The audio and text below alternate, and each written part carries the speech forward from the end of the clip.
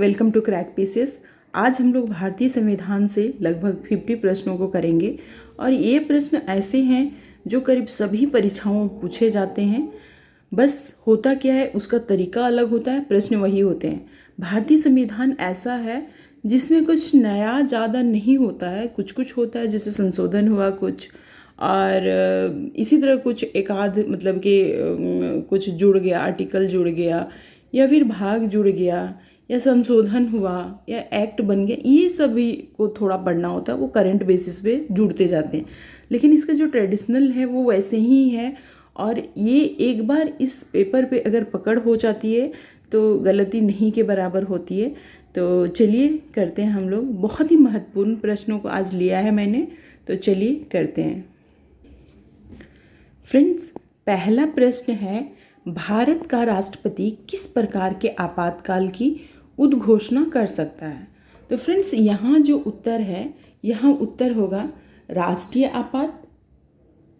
बिल्कुल सही, राष्ट्रीय आपात कर सकता है। राजकीय संवैधानिक आपातकाल, बिल्कुल ये भी सही है, क्योंकि राष्ट्रपति शासन के दौरान ये इसका भी उपयोग किया जाता है। और वित्तीय आपात, तो फ्रेंड्स ये इसका तीनों ही उत्तर सही है, तो इनमें से सभी होगा। ठीक है, इसमें है आप ये सीधे से जान लीजिए कि 352, 356 और 360 में ये आपातकाल का के बारे में बताया गया है। राष्ट्रीय आपात, राष्ट्रपति शासन और वित्तीय आपात। फ्रेंड्स, वित्तीय आपात को अभी तक एक बार भी लागू नहीं किया गया है, तो ये थोड़ा इससे रिलेटेड फैक्ट था। अगला प्रश्न है, संविधान के किस अनुच्छेद में हिंदी भाषा के विकास के लिए निर्देश दिया गया है? किस संविधान में दिया गया है, किस अनुच्छेद में दिया गया है? तो फ्रेंड्स, उसका सही उत्तर जो है वो है 343 यानी सी उत्तर इसका सही है। अगला प्रश्न है, भारतीय संविधान के किस अनुच्छेद के अंतर्गत वित्त आयोग के गठन का प्रावधान है? तो फ्रेंड्स, भारतीय संविधान में वित्त आयोग का गठन का प्रावधान अनुच्छेद 280 में, किस में है? अनुच्छेद 280 में, यानी बी आंसर है इसका। अगला प्रश्न है, डोगरी भाषा किस राज्य में बोली जाती है? फ्रेंड्स, डोगरी भाषा किस राज्य में बोली जाती है? ये 8वीं अनुसूची में जोड़ी गई है, ये 2003 में जोड़ी गई है। फ्रेंड्स, 2003 में जोड़ी गई है, और इसी के साथ डोगरी संथाली को भी जोड़ा गया था। ठीक है, जो झारखंड के भाषा है, ये संथाली लोग का ये मेन भाषा है। संथाली को भी शामिल किया गया था, और इसी के साथ मैथिली को भी शामिल किया गया था। ठीक है, मैथिली को ये बिहार में बोला जाता है, और डोगरी आपका असम में बोला जाता है। इसका राइट आंसर हो जाएगा असम, यानी बी हो जाएगा। ठीक है, अगला प्रश्न है, भारत के समपरीक्षा एवं लेखा प्रणालियों का प्रधान कौन होता है? कौन होता है? भारत के समपरीक्षा एवं लेखा प्रणालियों का प्रधान कौन होता है? तो फ्रेंड्स, इसका सही उत्तर हो जाएगा भारत का नियंत्रक एवं महालेखा परीक्षक। ठीक है, अगला प्रश्न है, लोकसभा को उसके कार्यकाल की समाप्ति के पूर्व भी भंग किया जा सकता है। ठीक है, कैसे किया जा सकता है? राष्ट्रपति के द्वारा किया जा सकता है, लेकिन राष्ट्रपति की क्या उसकी इच्छा अनुसार की जा सकती है? नहीं, ये बिल्कुल गलत है। लोकसभा अध्यक्ष द्वारा नहीं, राष्ट्रपति द्वारा मंत्रिपरिषद की सलाह पर किया जा सकता है। तो इसका सही उत्तर है सी। इसका सही उत्तर क्या है? सी। ठीक है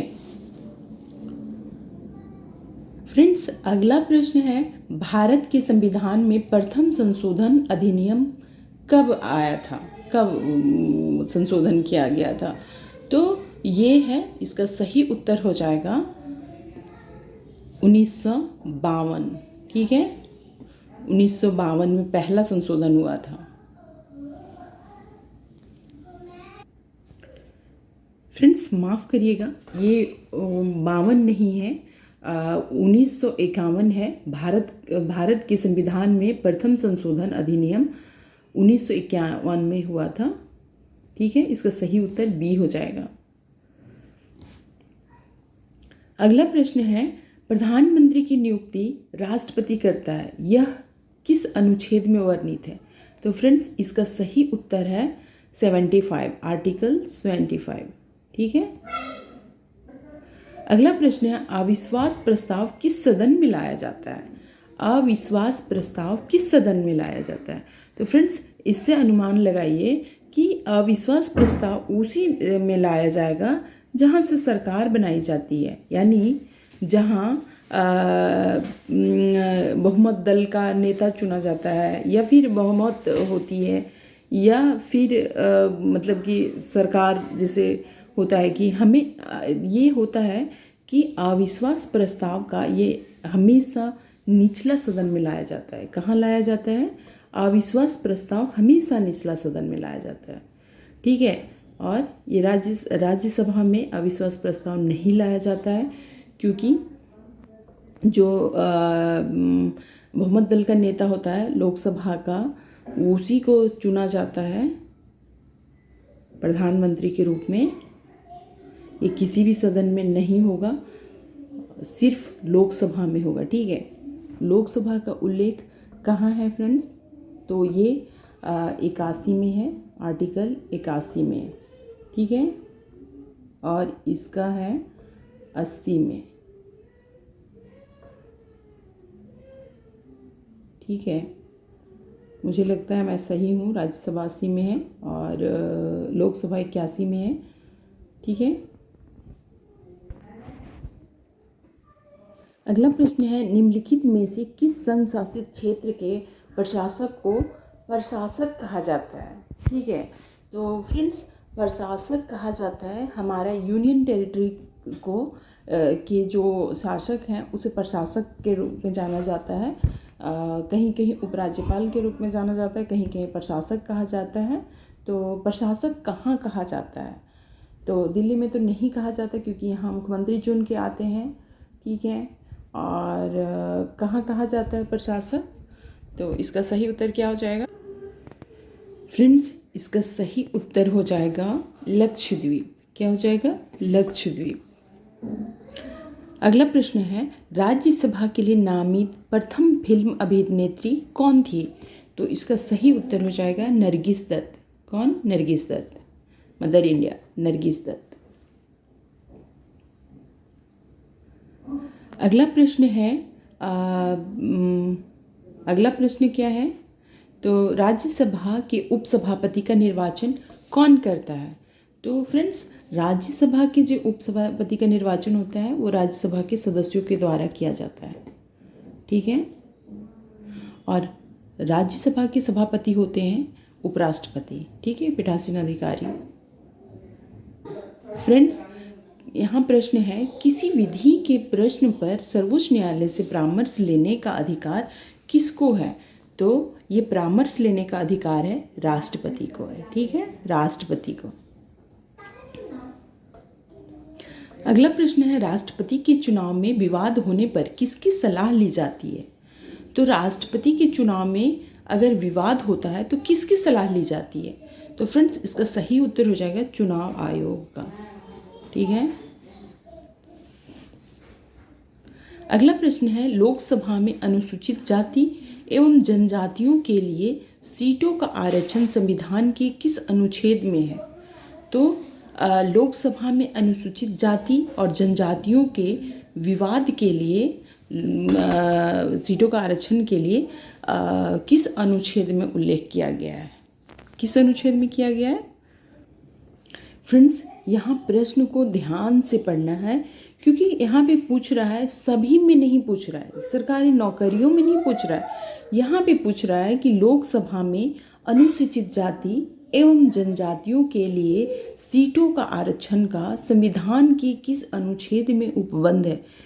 तो फ्रेंड्स इसका सही उत्तर हो जाएगा आर्टिकल 330 में ही है प्रावधान कि लोकसभा में अनुसूचित जाति एवं जनजातियों का सीटें कितनी होनी चाहिए। ठीक है, तो इसका सही उत्तर 330 हो जाएगा। यहाँ पे नौकरियों से रिलेटेड नहीं है प्रश्न, नौकरियों से रिलेटेड हो जाएगा तो 335 हो जाएगा। अगर वैसे लोकसभा यहाँ पर्टिकुलर पूछा है तो इसमें 330 हो जाएगा। अगला प्रश्न है कि अंडमान एवं निकोबार द्वीप समूह किस उच्च न्यायालय के क्षेत्राधिकार में आता है। तो फ्रेंड्स इसका सही उत्तर हो जाएगा कलकत्ता उच्च न्यायालय। कौन सा? कलकत्ता उच्च न्यायालय। अगला प्रश्न है विधान परिषद की एक वर्ष में कम से कम कितनी बैठकें होनी चाहिए। तो कम से कम विधानसभा की 2 बैठकें होनी चाहिए। तो सही उत्तर इसका बी हो जाएगा। अगला प्रश्न है किसकी अनुमति के बिना राज्य की विधानसभा में कोई धन विधेयक पेश नहीं किया जा सकता है। इसका सही उत्तर हो जाएगा किसके? राज्यपाल की पूर्वानुमति के बाद ही विधानसभा में धन विधेयक को पेश किया जा सकता है। तो किसका? राज्यपाल। अगला प्रश्न है 2 अवधि के लिए भारत के राष्ट्रपति कौन थे। तो इसका सही उत्तर हो जाएगा हमारे प्रथम राष्ट्रपति डॉक्टर राजेंद्र प्रसाद। सही उत्तर बी हो जाएगा। अगला प्रश्न है संसदीय शासन प्रणाली सर्वप्रथम किस देश में विकसित हुआ।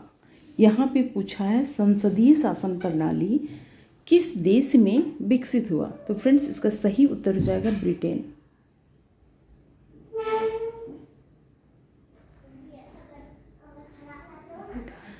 अगला प्रश्न है कितने वर्षों तक लगातार बाहर रहने पर नागरिकता समाप्त हो जाती है। तो इसका सही उत्तर हो जाएगा 7 वर्षों तक लगातार बाहर रहने पर नागरिकता समाप्त हो जाती है।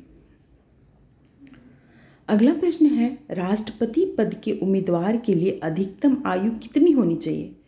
तो यहाँ पे पूछा है अधिकतम आयु। तो फ्रेंड्स अधिकतम आयु के बारे में हमारे संविधान में कोई प्रावधान नहीं किया गया है। तो इसका सही उत्तर हो जाएगा कोई आयु सीमा नहीं। ठीक है, और अगर हम अधिकतम आयु के बारे में न्यूनतम आयु के बारे में देखा जाए तो 35 होगा, 35 साल राष्ट्रपति चुनाव के लिए। ठीक है, राष्ट्रपति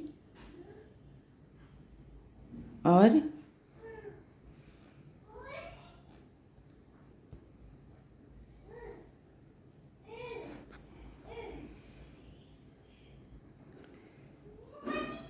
और 30 साल राज्यसभा के सदस्य,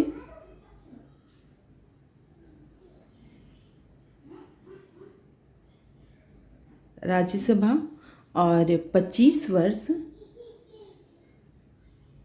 वर्ष लोकसभा। ठीक है, यहाँ पे ये याद रखना है कि ऐसे हम याद कर सकते हैं ये आयु को लेकर के, क्योंकि देखिए राज्यसभा उच्च सदन है। ठीक है, रुकिए, यहाँ पे हमें करना है कि लोकसभा, राज्यसभा, लोकसभा, राज्यसभा और क्या है, राष्ट्रपति। ठीक है, ये तीनों मिला करके हमारा संसद बनता है। तो यहाँ पे है ये क्या है, उच्च सदन है, ये लोअर सदन है और प्रेसिडेंट। ये तीनों का क्या है कि लोकसभा है तो ये निम्न सदन है, तो यहाँ 25 वर्ष है। ये उच्च है तो 5 साल बड़ा होना चाहिए, 30 है, और ये दोनों से बड़ा अगर है तो ये 35 होना चाहिए। ठीक है ना, तो ये 3 इस तरह करके है। अगर इस तरह याद करिएगा क्रम में तो कभी भूलने की चांस नहीं है।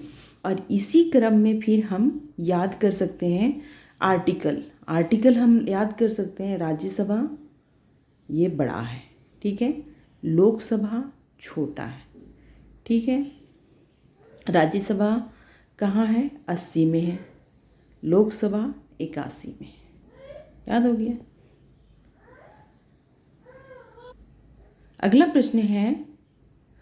प्रश्न है निम्नलिखित में से कौन सी भाषा संविधान की 8वीं अनुसूची में नहीं है? तो फ्रेंड्स इसका सही उत्तर हो जाएगा उर्दू है, नेपाली भी है, कोंकणी भी है, भोजपुरी नहीं है। इसका सही उत्तर डी हो जाएगा। अगला प्रश्न है सबसे कम उम्र में प्रधानमंत्री पद पर आसीन होने वाले व्यक्ति कौन है? ये आप सभी लोग जानते हैं, राजीव गांधी रहे थे। ठीक है। अगला प्रश्न है भारत का संविधान मान्यता प्रदान करता है, किसको करता है? भारत के संविधान मान्यता प्रदान किसको करता है?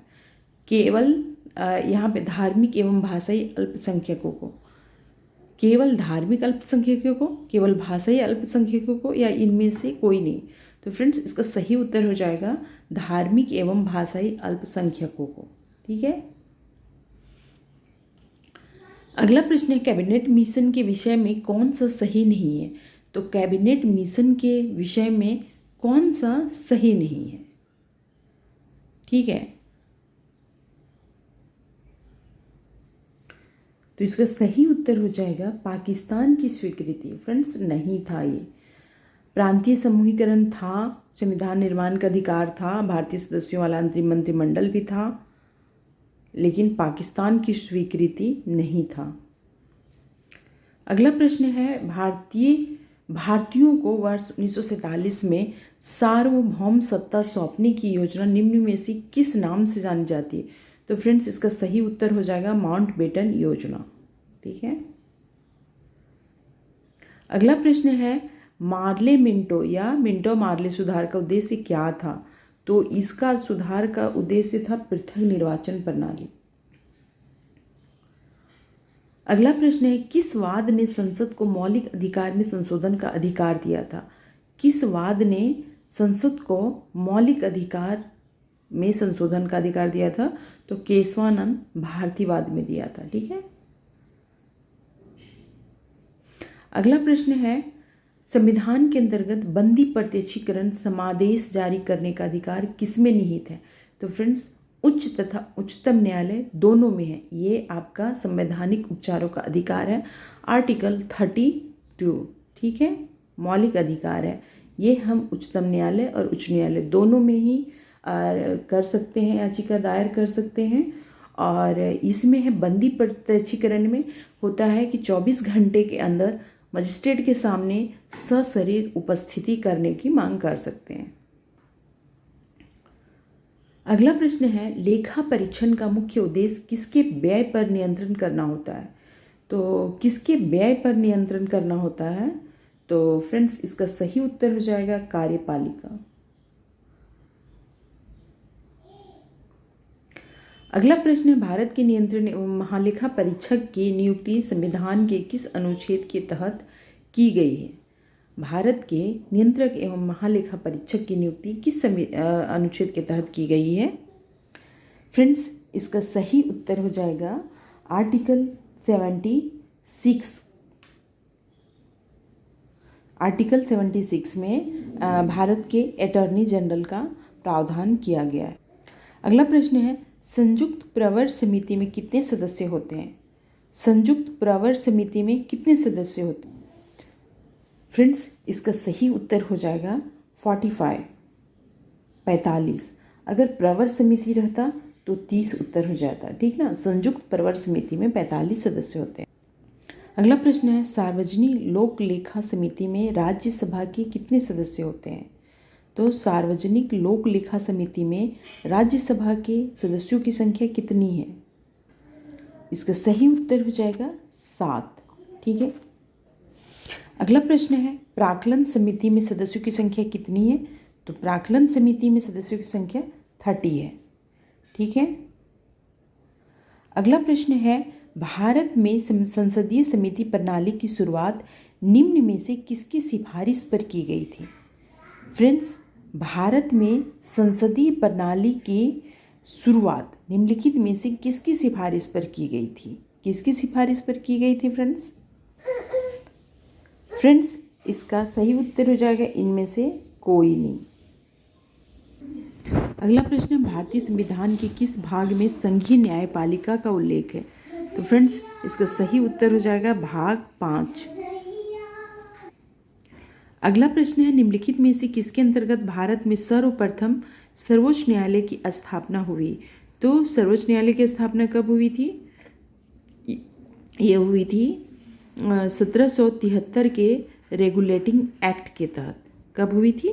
1773 के रेगुलेटिंग एक्ट के तहत कलकत्ता में सर्वोच्च न्यायालय की स्थापना की गई थी। तो इसका सही उत्तर हो जाएगा 1773।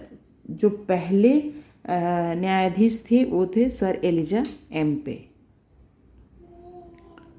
अगला प्रश्न है, प्राक्कलन समिति के सदस्य केवल लोकसभा के होते हैं, केवल लोकसभा के, केवल राज्यसभा से चुने जाते हैं, या दोनों से चुने जाते हैं? फ्रेंड्स, हम लोग ये क्वेश्चन पहले भी कर चुके हैं। ये केवल लोकसभा से होते हैं। इसका सही उत्तर ये हो जाएगा। इसमें सदस्यों की संख्या 30 होती है। ठीक है। अगला प्रश्न है कि भारत में नई संसदीय समिति प्रणाली की शुरुआत कब हुई?